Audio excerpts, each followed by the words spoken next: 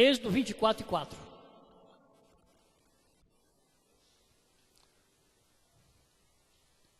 Depois você passa para a pastora, né? Ele pode. Lê para mim aí então. Alguém escreve mais Êxodo 32 e 32.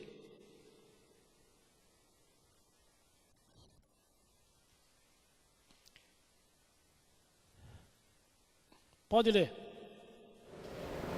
Moisés escreveu todas as palavras do Senhor, e tendo se levantado pela manhã de madrugada, dirigiu um altar ao pé do monte. Amém. Então aí é a primeira vez na Bíblia onde se diz que as palavras do Senhor foram escritas. Cuidado, olhe para mim. Aí Moisés escreveu todas as palavras. É nesse versículo aí que começa a escritura sagrada. Está dando para entender? Resultado. Agora, a revelação divina, ou a principal fonte de revelação, passa a ser a revelação escrita. Deu para entender? Então Moisés escreveu todas as palavras do Senhor. Agora eu vou perguntar para vocês, o que é a Bíblia Sagrada? Escrevam aí então na sua apostila, naquela página em branco que tem virada, escrevam aí. Já pega a primeira, Vilma. Isso, aí, escreve, isso. Página, não é? O que eu acabei de dizer agora para vocês, o que foi? A Bíblia Sagrada é a revelação escrita. A revelação escrita para a humanidade. Olhe para mim. Cuidado. Nós temos uma mania de colocar um outro tipo de revelação acima da revelação escrita que é a Bíblia. Eu vim da Casa de Recuperação ontem e eu estava lá no Largo de Pinheiros esperando o terminal. Um irmãozinho pegou um telefone e falou: eu tenho um recado para você. Pois é, por a segunda vez na semana, tu vai ganhar um presente. O Senhor vai te dar um presente. Pois é, eu não sei que presente é. Eu já vi a semana passada, essa semana eu vi de novo. Essa noite eu vi de novo. E o presente estava, olha, o embrulho do presente, que não sei o que, papapá, e foi dizendo o tipo de embrulho que o presente estava. Então, você tem celular? Não compra não. Não compra não, porque tu vai ganhar. Se o senhor falou, ele promete, porque já é 2 vezes que eu vejo esse presente, porque não sei o que, e foi falando, e elogiando bastante o irmão no telefone. Bem simples assim. Aí, tá bom? Aí depois ligou, o Breno tá aí não sei o que. Eu tenho um recado para ele, põe ele na linha aí. Ele estava dando recado. Aí eu olhei para ele assim, mas rapaz, quanto tempo ele vai ficar dando recado aí? E às vezes, irmão, nós pegamos a Bíblia e a Bíblia diz uma coisa e esses recados diz outra coisa, a gente fica com o recado, né? Mas aqui agora, esse lembrete aqui, é para mostrar para vocês que Moisés escreveu todas as palavras do Senhor. A partir do uso da escrita, o nosso livro-texto, a principal fonte, livro-texto é fonte, passa a ser a Bíblia, ou os livros sagrados, a Bíblia Sagrada. Alguma pergunta até aí?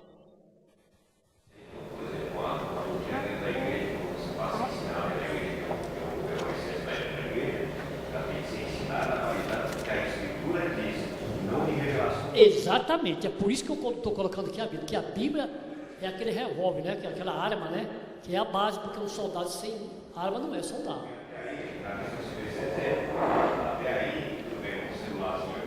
Aí você vai ficando de lado, eu estou numa igreja, com mídia da igreja, esse vasinho de revelação para montar o governo da igreja. Aí fica difícil. Tem igreja que compra no seu carro para Deus, o cara não está ensinando aí isso embora. Não dá.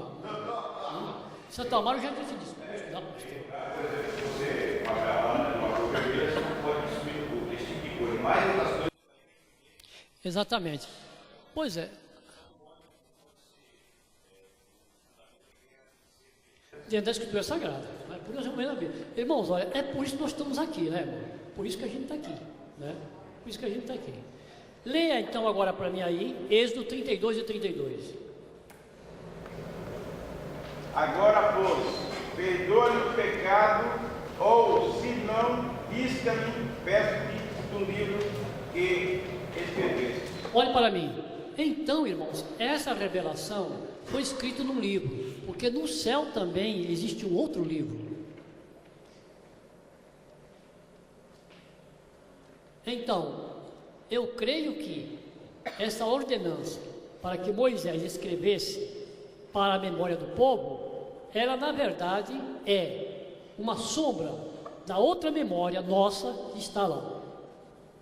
Então existe no céu um livro com a memória da humanidade lá, assim como nós temos a Bíblia aqui com uma revelação do que é Deus para a humanidade. São dois livros. Nós temos um aqui e no céu tem outro. Deu para entender? Então, em Apocalipse, o que diz lá? No capítulo 21. Abriu os livros e foram julgados pelo que estava nos livros. E quem não teve o nome registrado no livro da vida, foi condenado.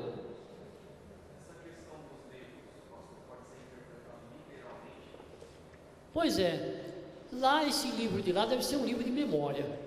O que é memória? Por exemplo, o que eu falo agora, o que você fala, isso não acaba nunca. Porque ele fica no ar através das ondas, né? Esse é um sistema de rádio. O que eu falo, a energia sobe, pega uma onda e ela vai andando. Como assim? Porque no caso é energia. E a energia ela se transforma numa coisa e se transforma noutra. Então, o que ocorre? Esse livro de lá, o que ele é? Uma memória. Mas memória como? Uma memória baseada na própria existência. Por exemplo, por que a ressurreição? A ressurreição é pelo fato de que Deus fez o homem não pode morrer. O homem não pode deixar de existir. Por quê? Porque Deus não fez o homem para fazer com que ele passe a não existir mais. Então o homem vai ter que existir eternamente. A ressurreição é por causa disso. Quem for salvo existe eternamente com Deus. Quem for condenado existe eternamente com o inimigo. Mas não vai desaparecer, o homem não vai morrer. Por exemplo, se o homem morre, vai para o solo retira dele tudo que deu. E pega isso e usa de novo, recicla. Por essa razão, nada termina. Tudo se transforma. Essa lei é em 1777 por Antoine de Lavoisier. Não é isso? Muito bem. Vamos lá. Êxodo 17, 14.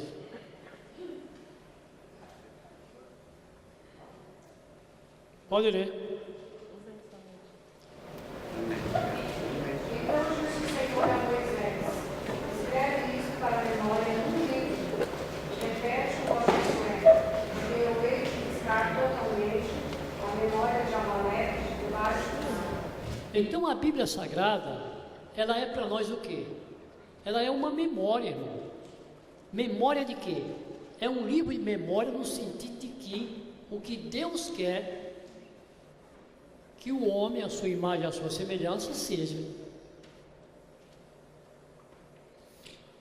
E foi guardado esse livro lá, no caso, não escreve, mas é isso aí, como memória, para todo mundo saiba do que o castigo que eu dei a Amaleque pelo fato do seu procedimento, para que as nações venham a saber. Resultado, o João escreve no capítulo 20, dizendo assim: estes foram escritos para que creiais que Jesus Cristo é o Filho de Deus e crendo tenhais vida em seu nome. Resultado, A Bíblia Sagrada é um livro de memória. Está tudo guardado ali. Precisou, corre lá. Precisou, corre lá. Quer ver? Quem lê a Bíblia aí todo dia na semana? Acho que só eu mesmo, porque eu vivo, né? Poucas pessoas. Quem lê pelo menos 2 vezes por semana? Para ninguém. Quem lê 1 vez por semana? Tá vendo? Complicado. Tá vendo? É difícil, é difícil. Muito bem. Tem alguma pergunta até aqui? Alguma pergunta, irmão? Não? Como? Não, não. E aí, irmã, tem? Alguma pergunta, João? Cadê o Júlio? Alguma pergunta, Júlio? O Júlio está escrevendo. Alguma pergunta aí, cara? Tem não? Cadê o Felipe? Luiz também assim, ler a Bíblia sem estudar. Eu conheço muita gente. Já que nós vamos entrar nisso aí. Amém. Tipo assim, conheço gente só não tá nisso.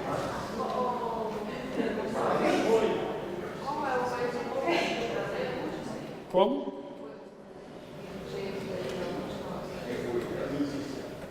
Livro de Êxodo 17, 14. Muito bem.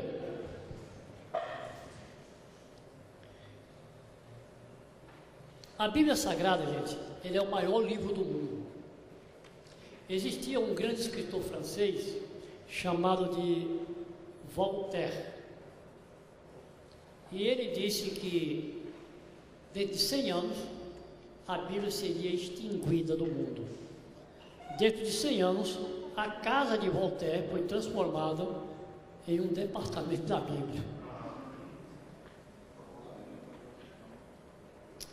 Muito bem. A Bíblia é o livro mais comum que existe. É o livro mais vendido. Muito bem. Agora, naquela página em branco, escrevam aí na apostila de vocês.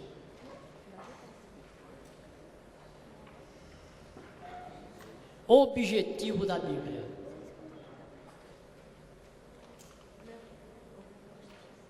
Revelar a existência divina.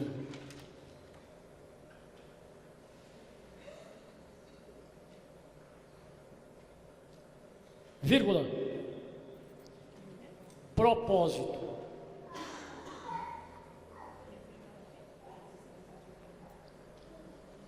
Vontade.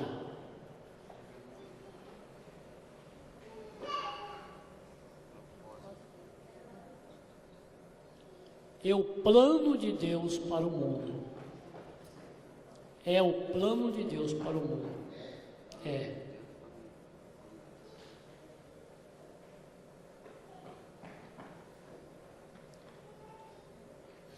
Agora, mais embaixo, coloque assim. É o livro de vida. É o livro de vida. Pois tem o espírito do autor.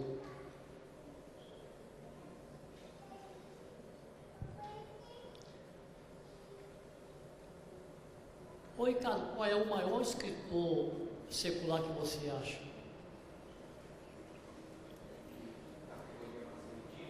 Não, intelectual. Alberto Einstein. E você, irmão? Secular que você acha o melhor escritor secular? Paulo Coelho? Infelizmente. Não, eu digo o seguinte, no sentido que a irmã se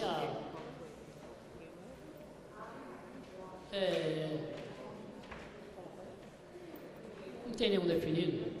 E você, bispo?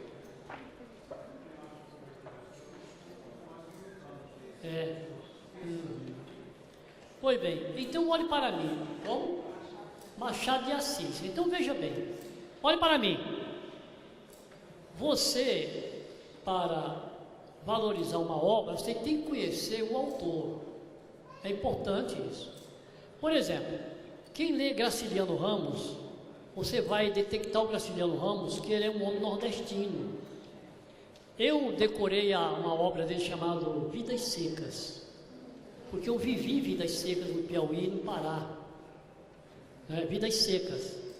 É um local que ele diz assim: Sinhá Vitória benzia-se, tremendo, manejava os beiços, manejava o rosário, batia os beiços, rezando rezas desesperadas, as nádegas bamba de Sinhá Vitória, e vai falando por aí, mostrando a situação paupérrima. E São Bernardo, Memória do Cárcere, Angústia e outros livros dele, mostra que ele tinha um pensamento voltado para a desgraça do Nordeste. Depois tem Machado de Assis, tem um livro dele chamado Memórias Póstumas do Brás Cubas. É um livro e tanto. Aí o Brás Cubas morre e passa a contar a sua vida depois de morto. Porque agora ele estava livre, ele podia dizer o que ele queria, que depois ele já estava morto mesmo. Não é? E só que, como Machado de Assis, ele era rico, porque ele vivia no meio da riqueza, porque o pai dele era um rico português e a mãe dele era uma escrava. Então ele era mestiço, muito discriminado, mas era um cara muito inteligente, acima da média, autodidata. Ninguém tinha muita coisa que dizer dele. Foi ele que fundou a Academia Brasileira de Letras. E então esse Memórias Póstumas de Brás Cubas é uma oportunidade que ele tem para criticar a alta sociedade, uma tranqueira, que é hoje também na época, e criticar através do Brás Cubas. Então era mais um homem de elite, um homem mais... Tem um outro, por exemplo, Castro Alves, morreu com 24 anos de idade, em 1871, tuberculoso, e ele era um homem voltado mais para o romantismo. No entanto, ele criticava bastante a alta sociedade, principalmente ele era um homem escravocrata, né? Contra a escravidão, e assim sucessivamente. Agora, você, lendo essas obras, você conhece a mente do autor. Então, irmãos, para conhecer a Deus, nós temos que conhecer a Bíblia Sagrada. Eu só posso conhecer o Alberto Einstein se eu ler as obras do Alberto Einstein. Então Deus se revela à sua mente através da Bíblia Sagrada. Conhecer a mente do autor.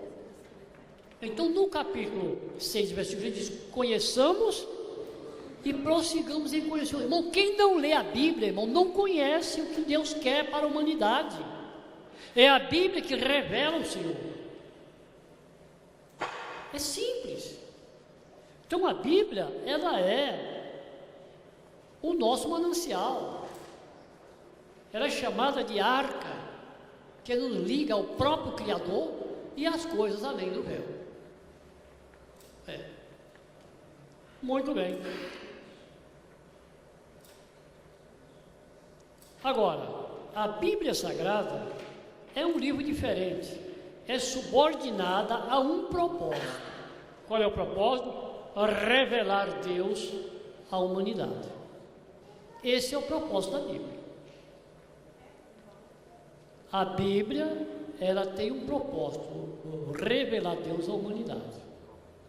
Então, não adianta o crente ir para a igreja sem Bíblia, sem nada, vai, senta lá no tubão, chega lá, dá até sono. Quem está pregando vai abrir o texto, ele não tem nem, não, eu leio lá em cima ali. Não, eu vejo não sei o que, não sei o que. Isso é um descaso.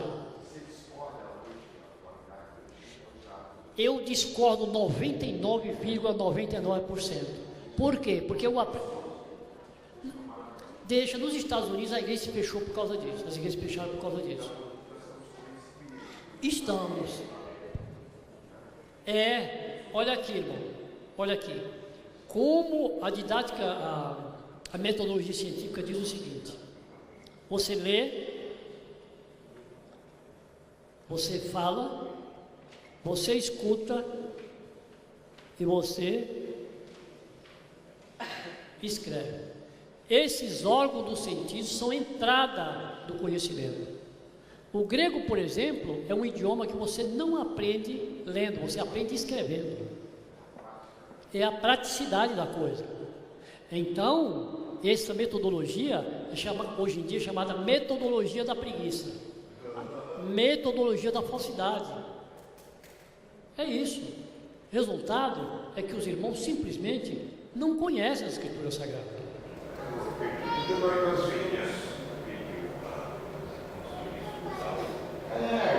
Você andava. A maior dificuldade é como o senhor falou, um tablet eu não vou conseguir decorar, manejar a Bíblia. Porque eu já vou, por exemplo, quem está na Escola Palavra em 1 Coríntios, eu já vou lá, digito, já vai aparecer. Tipo, a Bíblia não, eu estou na minha mão, eu vou ter que abrir lá. Eles querem falsidade. Eu vou aprender a manusear. Complicado, irmão. Muito complicado. Olha aqui, irmão. Olha. Não. Exatamente. Por exemplo, você em casa. Pode subir, por exemplo, na Inglaterra, tem uma igreja lá que está esperando a celular e ele leva até o caso para o culto. Aí eles ficavam lá se comunicando aqui na rádio, para o camarada pregando, eles ficavam lá se comunicando.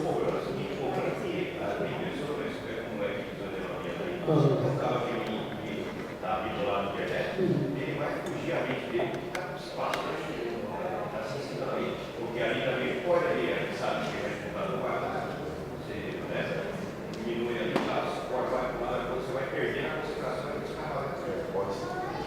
Pois é, de sorte que é isso aí. Eu, irmão, sinceramente, eu não concordo. A pessoa tem que pegar a Bíblia, tem que ler, tem que escrever. Olha, lá em casa eu tenho talvez uns 100 cadernos escritos. Eu vou lendo, não lembro. O dia que eu desaparecer do mundo, a mulher pega todos esses cadernos e faz um livro dele, está tudo lá. Por exemplo, às vezes eu começo a orar e me falta a palavra para orar. Aí eu vou fazer uma oração escrita. Começo a escrever. Então, eu tenho aproximadamente umas 1000 orações escritas. Tem lá em casa esse caderno, está lá. Até mesmo aqui deve ter esse caderno, deve ter orações escritas aí. Não se torna, sabe por quê? Porque depois eu peguei esse caderno e fui ler e eu não entendi a oração. Normalmente eu não faria uma oração daquela. Resultado, uma oração sob inspiração. Também tem isso. Muito bem. Escrevam aí. Não, meu irmão, nós já estamos atrasados. Mas que hora tem aí?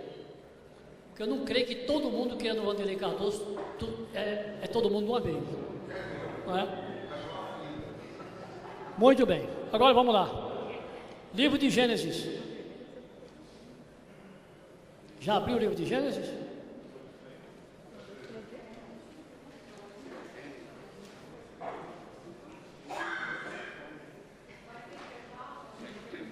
Já tiveram, já comeram antes. Nós começamos 9h40, gente, então todo mundo comendo lá. Foi 9h40 nós começamos aí.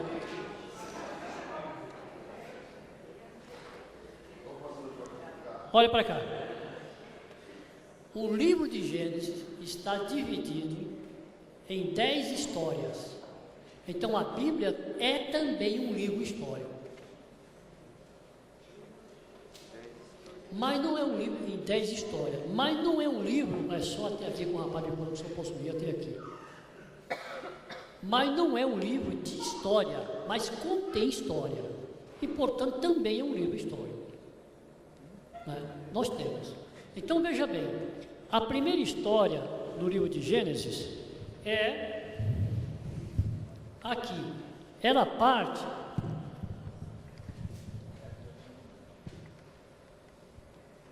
eu tenho Adão. Adão tinha 130 anos de idade e gerou 100.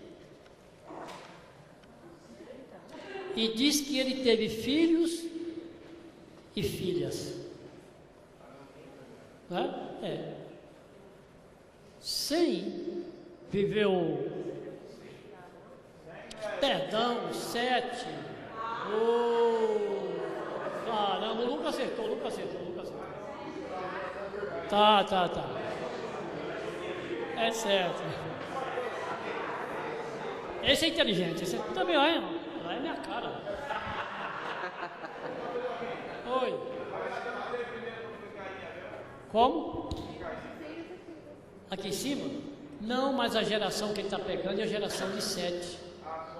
É a geração. Ele teve Caim e Abel, né? Ficou para cá. E agora ele pega 7. Com 130 anos, ele tinha 130, nasceu 7.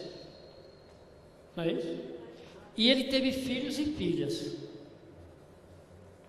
Agora, esse 7, ele tinha 105.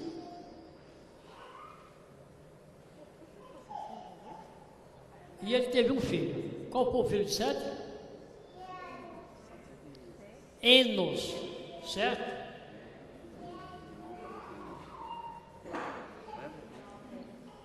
Ele teve Enos. E teve filhos e filhas. Enos viveu quanto? Não, 95. É isso? 90? Viveu todo 905, certo? 905. Quando ele tinha 90, ele teve quem? Ele teve Cainã. E ele teve o quê? Filhos e filhas. Agora vocês estão vendo que ele está deixando essas gerações aqui, ó. Ele está pegando só as cabeças. Ora, o Adão viveu 930 anos. Se eu dividir 930 por 30, que é o número de uma geração, eu vou ter quanto? 3 nada é nada, 39 para 9 nada, 31 gerações. Rapaz, não cria problema, rapaz. Não quer criar problema. Vamos ver isso mais tarde. Hora a gente vê isso aí. Então nós podemos observar, olha para mim, eu estou aqui na frente. Aqui, ó, 31 gerações. Olha para mim. Irmãos, não precisava de Bíblia aquilo. Por quê? O Adão passou 930 anos dizendo a mesma coisa. Ele era um arquivo. Não tem Bíblia, não tem livro, por melhor que seja, que dure esse tanto de tempo. Não precisava de livro aí. Ora, 7 viveu quanto? 905 anos 7 viveu. Não é isso? Confirma aí para mim. 905. Não precisava. Ele teve o quê? 30 gerações. Depois... 912? Foi Enos que viveu 905, né? Enos, desculpa. Aqui foi 912. 912. Enos? Tem certeza? 905. Oxe, certeza. Ai, também. 905. Então veja, não precisava. Quer ver, ó? 969 viveu quem? Matusalém. Dividido por 30, dá quanto? Dá 32 gerações. Noé viveu 950. Não precisava. Então, o que eu quero dizer para vocês é o seguinte: a Bíblia é um livro histórico nesse sentido. Ela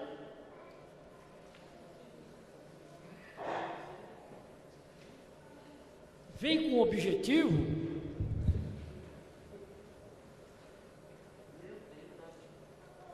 Cainã viveu 70 anos e teve quem?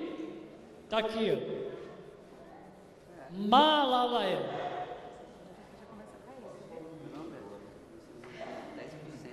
E teve filhos e filhas. Agora eu pergunto para vocês: quantos filhos eles tiveram? Já pensou se o camarada teve filho 900 anos tendo filho? Então, olhe para mim. Resultado: no dilúvio, o mundo estava lotado. Essa aqui é a verdade. Porque se tanto de gente vivendo um tanto de tempo desse aqui, produzindo, reproduzindo, haja. Tá.